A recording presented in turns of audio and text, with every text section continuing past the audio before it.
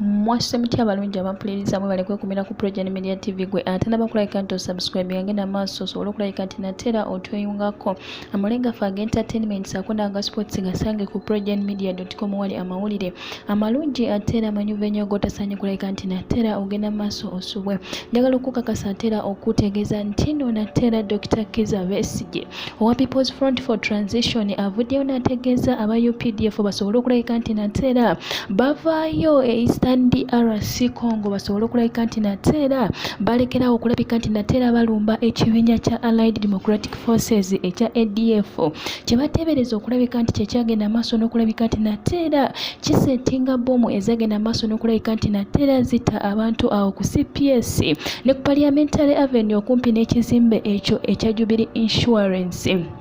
Bwatyo bwagenze maaso nategeeza abakulu bana ba UPDF basobola okulabika nti natera bateeka wansi ebyokola batuule bave mu kulabika nti natera bemenya baveeyo basobola okulabika nti natera batuulako beewummuzeeko basobola okulabika nti natera balaba nti embeera oba enaddamu. Omukulu ono Dr. Kizza Besigye bino abyogedde ng'alabikirako ku NTV awo wennyini nga bamukyaziza wagenze maaso n'alabika nti natera ayogera ebigambo bino yenga ye agamba nti nedda UPDF eveeyo erekeraawo okola ebyo byekola basobola okulabika nti natera embeera edda mu nteeko. Ono Dr. Kizza Besigye eyo yendowooza ye nawe kenyinnyini osobola okuwa endowooza yo n'otubuulira baveeyo oba basigaleyo. Dr. Kizza Besigye mumanyi bulungi nti ekibiina kye ekya People's Front for Transition nakutusaka mawulire n'ekugamba nti yavaayo n'ategeeza nti anaatera okulabika nti natera akyawulira olw'okulabika nti natera abuze obuwagizi bw'abantu bwatyo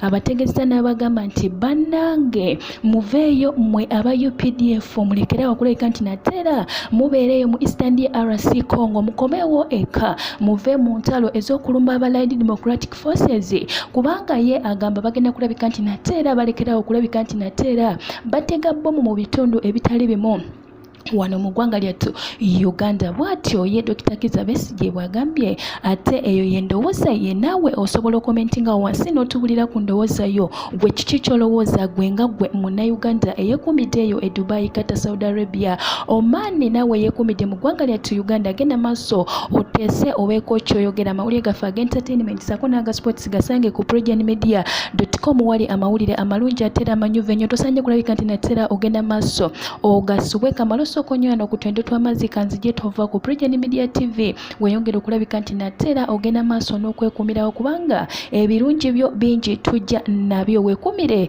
ku Project Media TV kaneewungulemu katono tovaawo nzija.